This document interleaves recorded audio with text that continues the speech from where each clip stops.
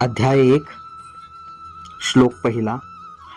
धृतराष्ट्र उवाच धर्मक्षेत्रे कुरुक्षेत्रे समवेता युयुत्सव मामका पांडवाच्यव किम उर्तत संजय. धृतराष्ट्र म्हणाला, हे संजया, कुरुक्षेत्र या पवित्र धर्मक्षेत्रावर एकत्रित आल्यानंतर युद्धाची इच्छा करणाऱ्या माझ्या आणि पांडूच्या पुत्रांनी काय केले? तात्पर्य: भगवद्गीता हे मोठ्या प्रमाणावर वाचले जाणारे आस्तिक्यवादी विज्ञान आहे आणि याचा सारांश गीता महात्म्यांमध्ये दिला आहे.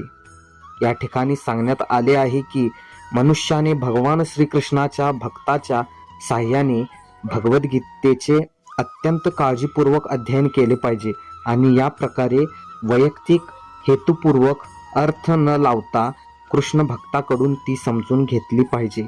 भगवद्गीता ही कोणत्या पद्धतीने जाणून घ्यावी याविषयीचे स्पष्ट उदाहरण गीतेमध्येच आहे आणि ते म्हणजे अर्जुन होय. त्याने भगवद्गीता प्रत्यक्ष भगवंताकडून श्रवण करून जाणून घेतली. एकदा अशा वैयक्तिक हेतुरहित गुरुशिष्य परंपरेमधून ज्ञान जाणून घेण्या इतपत भगवान असेल तर त्याला समग्र वैदिक ज्ञान तसेच जगातील इतर सर्व शास्त्रांमधील ज्ञान समजते. या ज्ञानाव्यतिरिक्त इतर शास्त्रांमध्ये न आढळणाऱ्या देखील सर्व गोष्टी तो भगवद्गीतेमध्ये पाहू शकेल. भगवद्गीतेचे हे एक दुर्मिळ वैशिष्ट्य आहे. हे ज्ञान साक्षात पुरुषोत्तम भगवान श्रीकृष्णांनी सांगितल्यामुळे परिपूर्ण असे आस्तिक्यवादी विज्ञान आहे. महाभारतात धृतराष्ट्र आणि संजय यांनी केलेली चर्चा ही या श्रेष्ठ तत्वज्ञानाचा मूलभूत आधार आहे. पुरातन वैदिक काळापासून पवित्र तीर्थस्थळ असणाऱ्या कुरुक्षेत्र या ठिकाणी गीतेमधील तत्वज्ञान सांगण्यात आल्याचे आपल्याला समजून येते. स्वतः भगवंत या पृथ्वी तलावर होते तेव्हा मानव समाजाच्या मार्गदर्शनाकरिता त्यांनी हे ज्ञान सांगितले. येथे धर्मक्षेत्रे, जेथे धार्मिक कार्य केली जातात असे ठिकाण, हा शब्द अत्यंत महत्त्वपूर्ण आहे. कारण कुरुक्षेत्राच्या युद्धभूमीवर पुरुषोत्तम श्री भगवान अर्जुनाच्या बाजूने उपस्थित होते.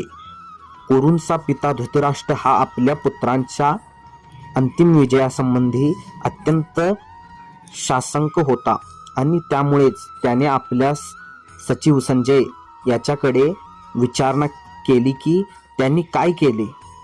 पूर्ण निर्धारयुक्त युद्ध करण्याच्या सिद्धतेनेच स्वतःचे आणि आपल्या धाकटा भाऊ पांडू याचे पुत्र कुरुक्षेत्र आणि येथील रणभूमीवर एकत्रित आले असल्याची त्याला पुरेपूर माहिती होती. तरीसुद्धा त्याची विचारणा महत्त्वपूर्ण आहे. भावाभावांमध्ये तडजोड व्हावी अशी त्याची इच्छा नव्हती आणि त्याला युद्धभूमीवरील आपल्या पुत्राच्या विधिलिखिताविषयीचे निश्चित जाणून घ्यावयाचे होते. कुरुक्षेत्राचा वैदिक साहित्यामध्ये स्वर्गातील देवतांसाठी सुद्धा पूजनीय असे स्थान म्हणून उल्लेख करण्यात आला आहे आणि अशा पवित्र कुरुक्षेत्रावर युद्ध करण्याचे ठरविल्याने युद्धातील अंतिम निर्णयावर होणाऱ्या परिणामाने तर धृतराष्ट्र आणखी भयभीत झाला. याचा प्रभाव अर्जुन आणि इतर पांडुपुत्र स्वाभाविकतच सद्गुणी असल्यामुळे त्यांना अनुकूल असाच होणार हे तो उत्तम रीतीने जाणून होता. संजय हा व्यासांचा शिष्य होता. तो जरी धृतराष्ट्राच्या कक्षामध्ये होता तरी व्यासांच्या कृपेने तो कुरुक्षेत्र येथील युद्धभूमी पाहू शकत होता. यासाठी धृतराष्ट्राने युद्धभूमीवरील परिस्थिती त्याच्याकडे विचारणा केली. पांडव आणि धृतराष्ट्राचे पुत्र हे दोघेही एकाच कुटुंबातील होते, पण या ठिकाणी धृतराष्ट्राचे अंतमन उघडे करून दाखवण्यात आले आहे. त्याने जाणीवपूर्वक आपल्या पुत्रांचा कुरु म्हणून उल्लेख केला आणि पांडुपुत्रांना कुळाच्या वंशपरंपरेतून वगळले. यावरून कोणीही धृतराष्ट्राच्या आपल्या पुतण्यांशी म्हणजेच पांडुपुत्रांशी असणारा विशिष्ट संबंध सहजपणे जाणू शकतो. प्रारंभी केलेले चर्चेवरून हे निश्चित आहे की ज्याप्रमाणे भाताच्या शेतामधून अनावश्यक तृण काढून टाकले जाते, त्याप्रमाणे धर्मपिता भगवान श्रीकृष्णांच्या उपस्थितीत कुरुक्षेत्रावर तृणवत अशा धृतराष्ट्राच्या पुत्रांसहित इतर सर्वांचा समूळ नायनाट केला जाईल आणि युधिष्ठिर प्रमुख असलेल्या धार्मिक वृत्तीच्या लोकांची स्थापना स्वतः भगवंत करतील. धर्मक्षेत्रे आणि कुरुक्षेत्रे या शब्दाचा ऐतिहासिक आणि वैदिक महत्तांसोबत हेही विशेष महत्त्व आहे. धन्यवाद.